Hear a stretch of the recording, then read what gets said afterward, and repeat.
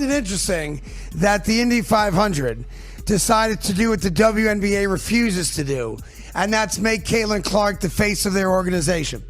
So you may have seen the other day that the WNBA were promoting, I guess, a triple header, a bunch of games. They didn't use her. And when it came to the Indiana Fever game, they chose a player averaging 1 point a game and not Caitlin Clark, who's averaging like 28 points a game. Or Leah Boston, former first overall pick. They decided to stab her in the back again. Man. Caitlin Clark just rolled up to the Indy 500 and shut the whole racetrack down. Not a single car moved.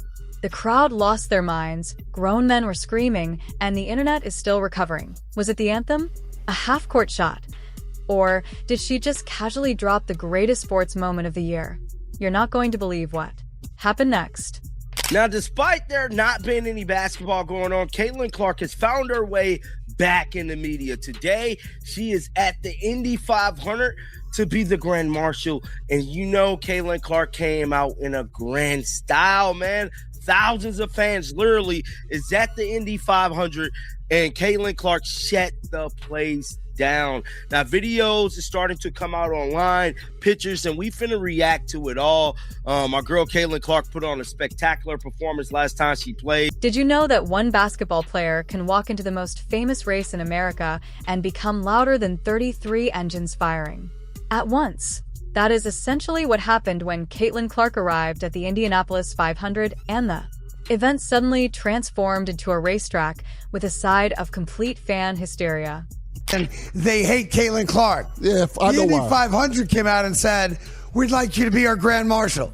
So Caitlin Clark can be the face of the Indy 500, but cannot be the face of the WNBA. Make that make sense. I'll tell you how it makes sense. Oh, that's right. They hate her maybe because she's, I don't know, a straight white woman? Yeah. Is that possible? That's not why. Is that possible? Paige Beckers is a better player. Here's why. Is that possible? She's not complaining to the refs nonstop with them. She stepped into that role with the kind of casual swagger that makes it clear this woman is no longer just playing basketball. She has become a full-blown cultural force that institutions are smart enough to harness before someone else does. She was 22, 2-9, man. Just a lit weekend for Caitlin Clark. Now, we do know her parents. It was rumored that her parents, her aunts and uncles, and everybody came in from out of town for this moment. There was Caitlin with thousands of fans at the Indy 500. Hey, it's Caitlin. I'm here at the Indy 500. It's all my friends. I'm excited to be here for the first time. So this is her first time there. And yeah, man, Lexi Hall looked like she came to show support with Caitlin Clark. The decision to hand her the keys to the Indy 500 was not some random PR stunt cooked up in a boardroom. It was a very deliberate acknowledgement that her pull reaches far beyond the basketball court and into spaces where speed, tradition, and massive crowds collide.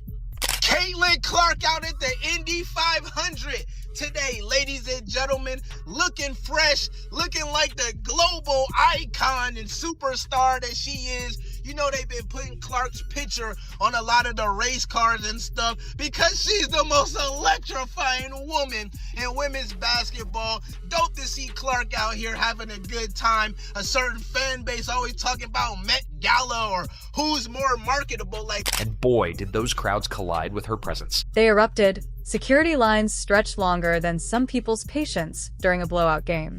Autograph requests came flying in from every direction, and the sheer volume of phones held up in the air created its own little constellation above the track. None of it felt staged. This was organic chaos, the kind that happens when genuine star power meets an audience starving for something exciting. What makes the whole scene even funnier is how effortlessly she managed to eclipse the actual race before it even started. The internet did what the internet does best, which is lose its mind in real time, clipping every reaction, every roar from the crowd, and every stunned commentator, trying to process the fact that a basketball player just stole the spotlight from one of the most prestigious auto races in the world. Man, the takeover is underway. Caitlin Clark taking over at the Indy 500. Take a look at this here. A woman of the people. Spiritual story. See, now I gotta go to an Indy 500 to see what's really going on. I gotta go to one now. Indy 500 and F1 is on my list. Grown adults were acting as if they had never seen a celebrity before, and in a way, they hadn't because Caitlyn operates on a different frequency. She draws people who don't even follow sports. She pulls in families, casual fans, curious newcomers, and lifelong racing diehards who suddenly found themselves chanting her name between engine revs. But of course, this level of dominance does not go unnoticed by everyone in her orbit, particularly those who have spent the last couple of years watching her ascent with what can only be described as increasingly obvious envy. Angel Reese, for instance, seems to be processing all of this in the most predictable way possible, while Caitlyn is out here shutting down legendary racetracks and turning them into extensions of her personal brand. Angel appears stuck in a loop of side-eye and thinly veiled frustration. Reese's talent, no question, but she lacks the kind of broad, almost ridiculous fan base that treats Caitlyn Clark like a once-in-a-generation phenomenon. Caitlyn supporters do not just show up, they show out.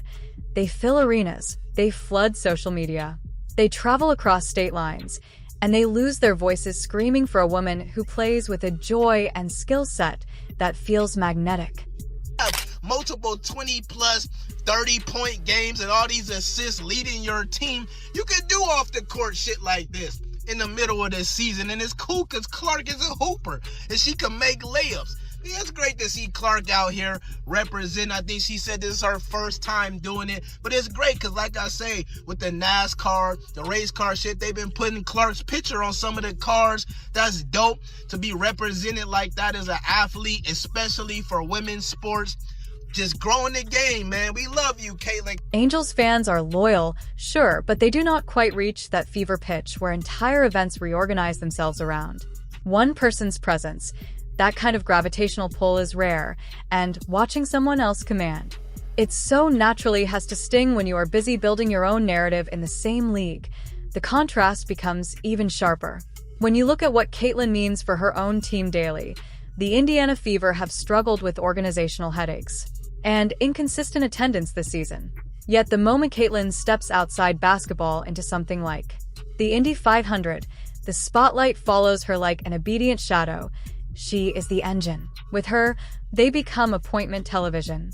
That is an enormous amount of pressure to carry, but Caitlyn handles it with the kind of calm that makes everyone around her look like they are overreacting. Her family showed up, of course, because they always do. They have been there through every stage of this wild ride, providing that steady foundation while the world spins faster around her. Even teammate Lexi Hall made the trip, adding another layer of support that reminds you this phenomenon is still very much a human surrounded by people who genuinely root for her success. So, let me start off by saying this. The WNBA is failing Caitlyn Clark. It just is what it is. And if you guys want to sit here and there's people who are going to come into my comments and say, oh my God, here you are, black woman, caping for this white girl. I am. I'm putting the cape on for her because it... That's the first thing they say. That's the first thing they say. Oh, well, you're black. Why are you defending her? That's the first thing they always gonna say. It has to be said, and I have to call it out and call it for what it is. It is starting to become evident. I'm somebody who knows. What separates Caitlyn from so many other rising stars is the cross-demographic appeal that feels almost impossible in today's fragmented world. She is not just popular with basketball fans in the Midwest. She resonates with people who have never watched a WNBA game in their lives, racing enthusiasts who normally couldn't care less about women's basketball suddenly found themselves invested because she was their kids, parents, grandparents, men, women, people from completely different political and cultural backgrounds, all united by the simple fact that watching her do anything feels electric. The hilarious part is how seriously some people are still trying to downplay it. They act like her impact is manufactured or temporary, as if the roaring crowds at the Indy 500 were some kind of mass hallucination. Meanwhile, every metric keeps proving otherwise. Ticket sales, viewership numbers, merchandise movement, and social media engagement all spike when Caitlyn is involved. All Daytona. is, of course, the Indy 500, and Caitlin Clark was asked to come up there. We got some video, we got some pictures, and all of this is going absolutely crazy online. Let's check this out, her walking in. There she is, walking in right there. No sound. Pretty cool, pretty cool. There's also this entire red carpet situation. Let me just find it here. And the league has spent years trying to crack the code on mainstream relevance, and it turns out the code was a generational talent who passes better than most guards in the men's league, shoots from logo range like it's nothing, and carries herself with zero pretense. She makes the impossible look routine, and that competence paired with charisma is lethal in the attention economy. You have to appreciate the absurdity of the timeline. Too, not long ago, women's basketball was fighting for basic visibility, scraping by with modest crowds and limited broadcast slots. Then, Caitlin Clark enters the picture, drops performances that belong in highlight reels for the next decade, and suddenly, every game feels like an event. They were full-throated, delirious celebrations, the kind usually reserved for game-winning shots or dramatic overtime finishes. Instead, they happened because she waved a flag and smiled. That is star power in its purest form. And while Angel Reese continues, navigating her own path, complete with the signature competitive fire that makes her a force on the court. The gap in external frenzy is hard to ignore. Caitlin's fans do not just like her, they are ride or die, ready to turn any venue into a circus tent if she is even remotely nearby. Porters weren't even allowed in the pit until 1971, and the first woman to qualify happened in 1977. And being the Grand Marshal, the person who tells the drivers to go to their cars, is no small honor either. I mean, some notable ones in the past have been President Gerald Ford, Peyton Manning, even Mickey Mouse a couple times. So that's why today it was very, very cool that Caitlin Clark became the second Indiana Fever player in history to be the Grand Marshal at the Indy 500, joining the absolute legend that is Tamika Catchings. I love seeing this happen today, and learning the history of this moment made it feel even more significant. That energy is intoxicating, and it is difficult to replicate. Reese builds her brand on toughness and flair, which works for her core audience, but it is not yet translated into the kind of nationwide cross-sport phenomenon that Caitlin has achieved. Jealousy in that context is almost understandable when you see someone else pulling crowds that size while you are still grinding for similar recognition. It can create a certain tension that plays out in subtle ways through interviews, social media, and general vibe. Her family provides that anchor, keeping her connected to reality when the hype machine tries to spin out of control. Lexi Hall being their added A nice touch of teammate solidarity, showing that within the Fever organization, there is genuine appreciation for what she brings every single day. These human details matter because they prevent the narrative from turning her into some untouchable icon. She is exceptional, but she is not operating in a vacuum. Remember last year when the WNBA investigated fans of the Indiana Fever because Angel Reese claimed to be the victim of mythical racism? They launched a full investigation into the Fever fan base, also known as the only fan base keeping this turd afloat. Of course, they didn't find a damn thing, but the precedent has been set. The WNBA front office, they have promised we will keep our players safe. We protect our players from any and all criticism. The broader implications for women's sports are massive and, if we are being honest, a little overdue. For years, the conversation centered on how to grow the game, how to attract new fans, how to make it financially sustainable. Caitlin answered those questions by simply playing at an absurd level and letting her natural appeal do the rest. She has forced networks to pay attention, arenas to expand capacity, and brands to reconsider their spending. The Indy 500 moment crystallized all of that in one unforgettable afternoon. The sustained interest over multiple seasons does not lie. Caitlin Clark has built something durable, something that extends past highlight reels and into the realm of genuine cultural significance. She makes people care.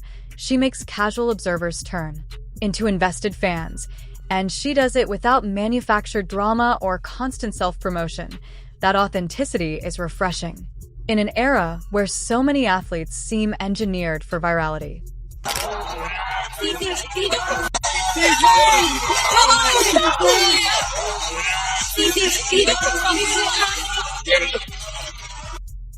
Caitlin Clark's in full takeover mode. I mean, hey, you didn't believe the people that seem like come out for Caitlin Clark here. Caitlin has arrived at the Indy 500, another angle, red carpet action.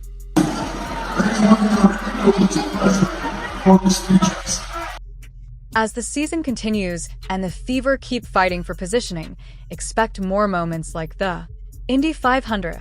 Expect more crowds losing their minds, more unlikely crossovers, and more conversations about just how valuable this one player has become. Angel Reese will keep carving her own lane, bringing her own intensity and skill. But the disparity in external chaos remains glaring. Point one player generates spontaneous eruptions at racetracks. It feels earned. Every roar from the Indy 500 crowd was a testament to the work she has put in, the talent she possesses, and the joy she brings to the game. A world starving for authentic excellence, Caitlin delivers consistently, and people respond accordingly. The racetrack shutdown was not an anomaly. IT was simply the latest proof that when she shows up, everything else becomes the opening act. And the best part is we get to watch it keep unfolding week after week, moment after ridiculous, crowd-shaking moment. You put 10 women on the court, or even in the same room together, and I guarantee you an argument is going to happen at some point. We are going to see fights in the WNBA throughout the season. That is normal. Although, I will say, it does seem to happen with more regularity with Caitlin Clark. She does seem to be the most attacked player in the league. The Real kicker comes when you zoom out and realize this is only the beginning of her reign of delightful disruption. Other sports leagues are already side-eyeing the WNBA with a mix of envy and inspiration, wondering how one rookie turned superstar managed to make casual fans treat a basketball game like Coachella with jump shots, endorsement deals that once trickled, and are now flooding her inbox at a pace that would overwhelm lesser mortals, turning her into a walking billboard. 4 brands smart enough to align with unstoppable momentum. Picture executives in boardrooms high-fiving over metrics they barely understood 6 months ago, all because a woman from Iowa decided to play basketball like it owed her money. She has not just elevated her team, she has accelerated the entire sport's cultural timeline, forcing everyone else to level up or get left in the dust. And through it all, she keeps that signature humility mixed with quiet killer instinct, proving you can dominate without turning into a caricature. The sports world better buckle up because Caitlin Clark is nowhere near finished rewriting the script, one chaotic, hilarious, record-smashing chapter at a time.